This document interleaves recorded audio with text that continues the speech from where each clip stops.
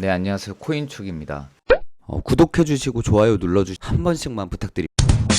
최근에 스크롤 세션에 대해서 점수가 공개가 됐는데 지갑 연결해서 보면 내가 썼던 가스비에 대해서 어느 정도 점수를 줬고 이더리움 보유 수량에 따라서 또 점수를 줬습니다. 근데 현재가 세션 제로입니다. 앞으로 세션 1, 2, 3, 4 이렇게 계속 나올 수도 있고 중간에 끊길 수도 있겠지만 이 점수가 종합적으로 다른 사람들 의견을 봤을 때 의미 있는 점수는 아니라고 생각이 들어요. 왜냐면은 앞으로 세션도 많이 남았고 가스비를 0.01 이더리움 정도 사용을 했는데 275점을 준 걸 보면은 나중에 이제 점수 교환 비율이 꽤 높을 수도 있다는 생각이 들겠더라고요. 그래서 아직 참여 안 하신 분들은 지금까지 트랙작 찍었던 분들에 비해서 오히려 이득일 수도 있을 것 같다는 생각이 듭니다. 현재 세션 제로는 스크롤 체인에서 이더리움만 보유를 하고 있으면 마크 점수를 올려주기 때문에 지금이라도 참여해 보시는 것도 나쁘지 않을 것 같아요.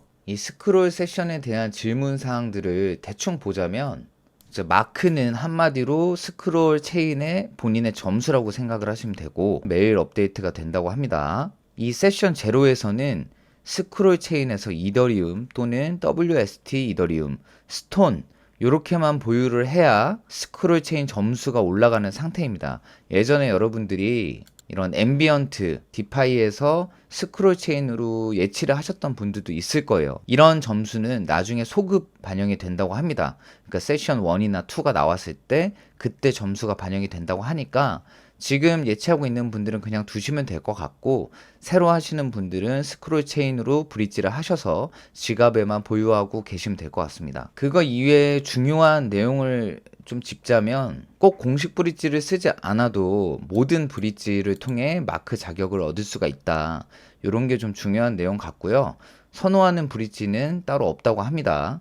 그래도 혹시 모르니까 이제 공식 브릿지를 사용하고 싶으신 분들은 링크 남겨드릴 테니까 가서 사용하시면 되고요.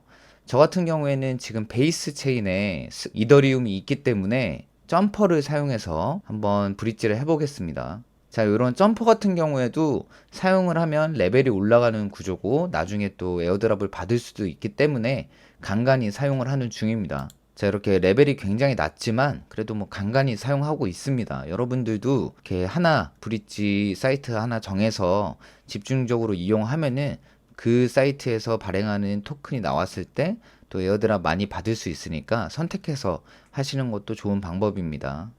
요런 스크롤 에어드랍 같은 경우에는 대부분 뭐 다계정이 좋습니다. 좋은데 그래도 똘 계정 하나 정도는 만들어 놓는 게 좋을 것이기 때문에 본인 자산이 되는 만큼 똘 계정 하나 그리고 여러 계정 이렇게 만들어 놓으시면 좋을 것 같아요. 뭐 일단 베이스 체인에서 이더리움 한 개를 예치를 해보겠습니다. 스크롤의 이더로 바꿔주도록 하겠습니다.